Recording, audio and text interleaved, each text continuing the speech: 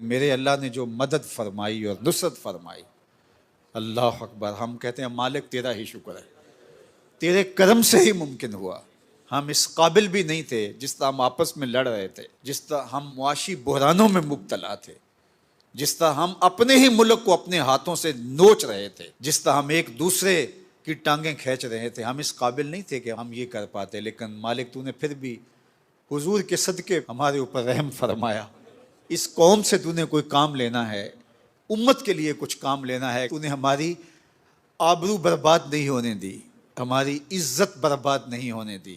اس ظالم انڈیا کے سامنے تو نے سرخرو فرمایا۔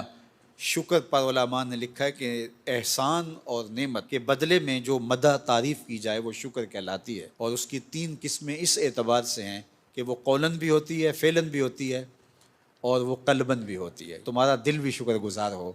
تم زبان سے بھی کہو کہ مالک تیرا شکر کہ تو نے یہ کرم کیا، وَأَمَّا بِنِعْمَتِ رَبِّكَ فَحَدِّث، اس کا چرچا کرو کہ مالک تیرا کرم تیرے فضل سے ہوا،